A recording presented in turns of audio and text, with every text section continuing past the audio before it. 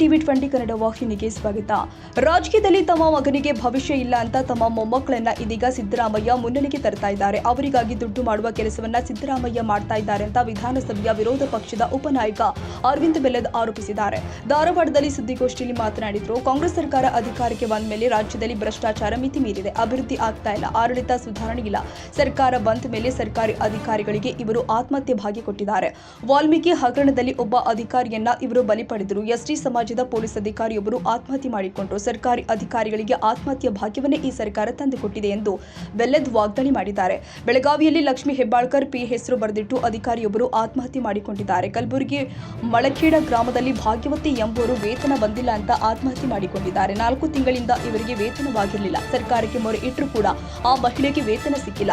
ಇದರಿಂದ ಆಕೆ ನೊಂದು ಆತ್ಮಹತ್ಯೆ ಮಾಡಿಕೊಂಡಿದ್ದಾಳೆ. ಇಂತಹ ಘಟನೆಗಳು ಸರ್ಕಾರಕ್ಕೆ ನಾಚಿಕೆ ಬರುವ ಸಂಗತಿಗಳು. ಸಿದ್ದರಾಮಯ್ಯ ಅವರು ಭ್ರಷ್ಟಾಚಾರ ಕಡಿಮೆ ಮಾಡೋದು ಬಿಟ್ಟು ಇಂತಹ ಆತ್ಮಹತ್ಯೆ ಭಾಗ್ಯ ಕೊಡ್ತಾ ಇದ್ದಾರೆ. ಇವರು ರೈತ ಪರ ಬಡವರ ಪರ ಕೆಲಸ ಮಾಡ್ತಾ ಇಲ್ಲ. ಕಲಬುರಗಿಯಿಂದ ಮೈಸೂರು ತನಕ ಬೆಳೆ ಹಾನಿ ಕೊಟ್ಟಿಲ್ಲ. ದಿನಾಲೂ ಕೈ ಸರ್ಕಾರ ಬರೀ ಜಾತಿ ಧರ್ಮ RSS ಬ್ಯಾನ್ ಇಂಥವುಗಳನ್ನೇ ಚರ್ಚೆ ಮಾಡ್ತಾ ಇದೆ. ಸಿಎಂ ಅವರಿಗೆ ತಮ್ಮ ಕುರ್ಚಿ ಉಳಿಸಿಕೊಳ್ಳುವುದೇ ಕೆಲಸವಾಗಿದೆ. ಸಿಎಂ ತಮ್ಮ ಮೊಮ್ಮಕ್ಕಳಿಗೆ ಹಣ ಮಾಡಬೇಕಾಗಿದೆ ಎಂದಿದ್ದಾರೆ. ಈ ಕಾಂಗ್ರೆಸ್ ಸರ್ಕಾರ ಅಧಿಕಾರಕ್ಕೆ ಬಂದ ನಂತರ ನಮ್ಮ ರಾಜ್ಯದಲ್ಲಿ ಭ್ರಷ್ಟಾಚಾರ ಅನ್ನೋದು ಮಿತಿ ಮೀರಿ ಹೋಗೈತಿ, ಅಭಿವೃದ್ಧಿ ಅನ್ನೋದು ನಿಂತು ಹೋಗೈತಿ ಮತ್ತು ಕನಿಷ್ಠ ಸರ್ಕಾರದ ಆಡಳಿತ ಯಂತ್ರ ಕೂಡ ಕುಸಿದು ಹೋಗೈತಿ. ಸರ್ಕಾರ ಬಂದ ಮೇಲೆ ಸತತವಾಗಿ ಎಲ್ಲ ಸರ್ಕಾರಿ ಅಧಿಕಾರಿಗಳಿಗೆ ಹೊಸದಾಗಿ ಇವರು ಆತ್ಮಹತ್ಯೆ ಭಾಗ್ಯವನ್ನು ತೆಗೆದುಕೊಂಡು ಬಂದಿದ್ದಾರೆ. ಹಿಂದೆ ವಾಲ್ಮೀಕಿ ನಿಗಮದಲ್ಲಿ ಹರಣ ಮಾಡಿ ಅದಕ್ಕೊಬ್ಬ ಅಮಾಯಕನನ್ನು ಬಲಿ ಕೊಡುವಂಥ ಕೆಲಸ ಮಾಡಿದರು. ಅವರು ಕೂಡ SC ಸಮಾಜದ ಅಮಾಯಕ ಹುಡುಗ.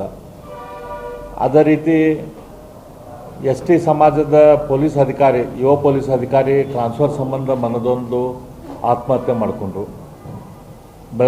ಬೆಳಗಾಂದಲ್ಲಿ ಲಕ್ಷ್ಮೀ ಹೆಬ್ಬಾಳ್ಕರ್ ಅವರ ಪರ್ಸನಲ್ ಅಸಿಸ್ಟೆಂಟನ ಹೆಸರು ಬರೆದಿಟ್ಟು ಅಧಿಕಾರಿ ಆತ್ಮಹತ್ಯೆ ಮಾಡಿಕೊಂಡ ಆಫೀಸಲ್ಲಿ. ಅದೇ ರೀತಿ ಅದಕ್ಕೆ ಇನ್ನೊಂದು ಇವತ್ತು ಸೇರ್ಪಡೆ ಅಂತಂದ್ರೆ ಮಳಖೇಡ ಗುಲ್ಬರ್ಗದ ಮಳಖೇಡ ಗ್ರಾಮದಲ್ಲಿ ಭಾಗ್ಯವತಿ ಅಗ್ಗಿಮಠ್ ಅನ್ನುವಂಥ ಒಬ್ಬ ತಾಯಿ ಮನದೊಂದು 20 ವರ್ಷದಿಂದ ಆಕೆ ಲೈಬ್ರರಿಯಲ್ಲಿ ಟೆಂಪ್ರರಿ ಡ್ಯೂಟಿ ಮಾಡ್ತಿದ್ಲು. ಅಷ್ಟು ವರ್ಷದಿಂದ ಸತತವಾಗಿ ಕೆಲಸ ಮಾಡ್ಕೊತ ಬಂದಂಥ ಹೆಣ್ಮಗಳು 3-4 ತಿಂಗಳಿಂದ ಪಗಾರ ಬಂದಿಲ್ಲ ಅಂಥೇಳಿ ಸತತವಾಗಿ ಸರ್ಕಾರಕ್ಕೆ ಮೊರೆ ಇಟ್ಟು ಆ ಮೊರೆಗೆ ಏನು ಬೆಲೆ ಸಿಗಲಿಲ್ಲ ಅಂದಾಗ, ಆ ತಾಯಿಯ ನೋವನ್ನು ಕೇಳಲಿಲ್ಲ ಅಂದಾಗ ಅನಿವಾರ್ಯ ಆಗಿ ನನ್ನ ಮಕ್ಕಳಿಗೆ ನನ್ನ ಕುಟುಂಬ ಹೆಂಗೆ ನೋಡಲಿ, ನನ್ನ ಮಕ್ಕಳಿಗೆ ಹೆಂಗೆ ಊಟ ಹಾಕಲಿ ಅಂಥೇಳಿ ಮನನೊಂದು ಆಕೆ ಆತ್ಮಹತ್ಯೆ ಮಾಡ್ಕೊಂಡ. ಇದೊಂದು ಭಾಳ ಅಂದ್ರೆ ಭಾಳ ಸರ್ಕಾರಕ್ಕೆ ನಾಚಿಕೆ ಬರುವಂಥದ್ದು ವಿಷಯ ಇದು. ಮುಖ್ಯಮಂತ್ರಿ ಸಿದ್ದರಾಮಯ್ಯನವರು ಸರ್ಕಾರದ ಅಭಿವೃದ್ಧಿ ಕೆಲಸ ಮಾಡೋದು ಬಿಟ್ಟು, ಭ್ರಷ್ಟಾಚಾರ ಕಡಿಮೆ ಮಾಡೋದು ಬಿಟ್ಟು, ಇಂಥ ಬೇಸಿಕ್ ವಿಷಯಗಳನ್ನು ನೋಡೋದು ಬಿಟ್ಟು ಬೇರೆ ಬೇರೆ ಬೇರೆ ಹುನ್ನಾರ ಮಾಡಿ ಜನರ ಸೆಳೆಯುವಂಥ ಕೆಲಸ ಮಾಡ್ತಾರೆ. ಅದನ್ನು ಬಿಟ್ಟು ಅವರು ರೈತರಿಗೆ ಇವತ್ತೇನು ತೊಂದರೆ ಆಗೈತಿ. ಇಡೀ ಕರ್ನಾಟಕ ಇವತ್ತು ಅತಿವೃಷ್ಟಿಯಿಂದ ರೈತರು ಒಂದು ಪೈಸಾ ಮನೆಗೆ ಒಯ್ಯಲಾರ್ದಂಥ ಪರಿಸ್ಥಿತಿ ಆಗಿದ್ದಾರೆ. ಅವರೆಲ್ಲ ಬೆಳೆಗಳು ಹಾಳಾಗಿ ಹೋಗಿದ್ದಾವೆ. ಕಲಬುರಗಿಯಿಂದ ಹಿಡ್ಕೊಂಡು ಮೈಸೂರು ತನಕನೂ ಎಲ್ಲ ಕಡೆಯೂ ರೈತರದ್ದು ಭಾವನೆ ತಪ್ಪಿದ್ದಿಲ್ಲ. ಅದ್ರ ಬಗ್ಗೆ ಬೆಳೆ ಹಾನಿ ಏನಾಗೈತಿ, ನಷ್ಟ ಏನಾಗೈತಿ, ಮನೆ ಏನು ಬಿದ್ದೈತಿ, ಒಂದು ಪೈಸಾ ಕೆಲಸ ಈ ಸಿದ್ದರಾಮಯ್ಯನವ್ರ ಸರ್ಕಾರ ಮಾಡೋಕ್ಕಾಗಿಲ್ಲ. ಅದನ್ನು ಬಿಟ್ಟು ದಿನಾನೂ ಒಂದೊಂದು ಹುನ್ನಾರ ಎಬ್ಬಿಸ್ತಾರೆ. ಒಂದಿನ ಜಾತಿದು ಎಬ್ಬಿಸ್ತಾರೆ, ಒಂದಿನ ಬೇರೆ ಧರ್ಮದ ಎಬ್ಬಿಸ್ತಾರೆ, ಇನ್ನೊಂದು ದಿನ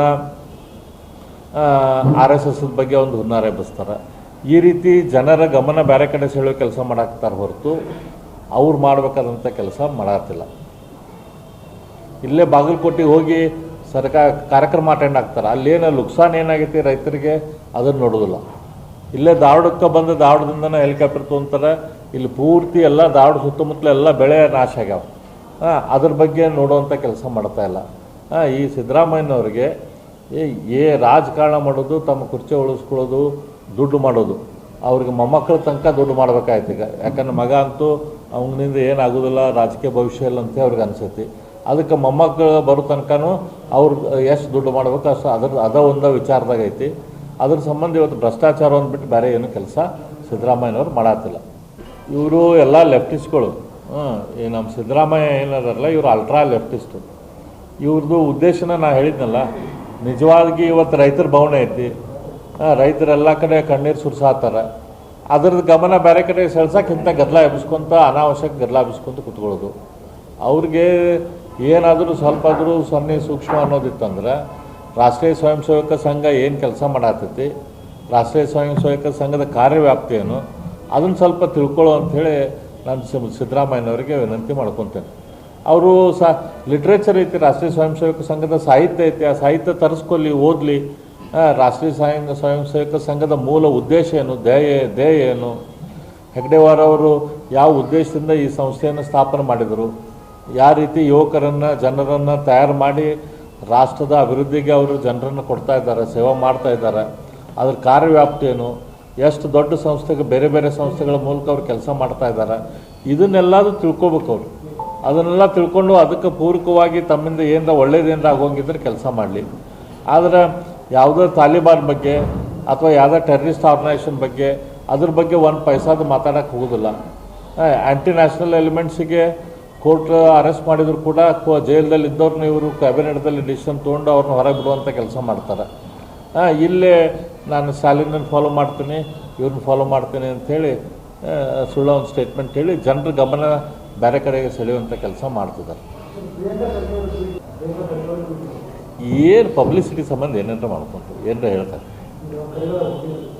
ಅದ ನಾ ಹೇಳಿದ್ನಲ್ಲ, ಏನು ಸುಳ್ಳು ಏನು ಪಬ್ಲಿಸಿಟಿ ಸಂಬಂಧ ಏನು ಹೇಳ್ಕೊಂತಾರೆ. ಅವ್ರದ್ದು ಸರ್ಕಾರ ಐತಿ, ಯಾರು ಅವರು ಬೆದರಿಕೆ ಖರೀದಿ ಮಾಡಿದರೆ, ಮಿನಿಸ್ಟ್ರಿಗೆ ಬೆದರಿಕೆ ಕರೆ ಮಾಡಿದರೆ ಆ್ಯಕ್ಷನ್ ತಗೊಳ್ಳಲ್ಲ.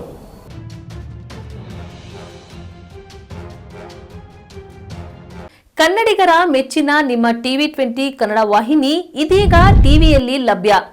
ಕರ್ನಾಟಕ ಮತ್ತು ದೇಶ ವಿದೇಶದ 360 ಡಿಗ್ರಿ ಸುದ್ದಿ ವಿವರವನ್ನ ಪಡೆಯುವುದಕ್ಕೆ TV20 ವಾಹಿನಿಯನ್ನು ಲೈಕ್ ಮಾಡಿ, ವಿಡಿಯೋಗಳನ್ನು ಶೇರ್ ಮಾಡಿ, ಕಮೆಂಟ್ ಮಾಡಿ, ಸಬ್ಸ್ಕ್ರೈಬ್ ಮಾಡಿ.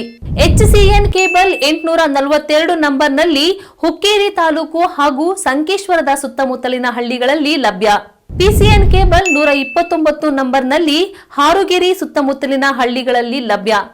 ರಾಯಬಾಗ್ ಡಿಜಿಟಲ್ ಚಾನೆಲ್ ಕೇಬಲ್ 80ನೇ ನಂಬರ್ನಲ್ಲಿ ರಾಯಬಾಗ ತಾಲೂಕಿನ ಸುತ್ತಮುತ್ತಲಿನ ಹಳ್ಳಿಗಳಲ್ಲಿ ಲಭ್ಯ. UDCN ಕೇಬಲ್ ನೆಟ್ವರ್ಕ್ ಉಗಾರ ಸುತ್ತಮುತ್ತಲಿನ ಹಳ್ಳಿಗಳಲ್ಲಿ ನಿಮ್ಮ TV20 ಕನ್ನಡ ವಾಹಿನಿಯೂ ಲಭ್ಯ.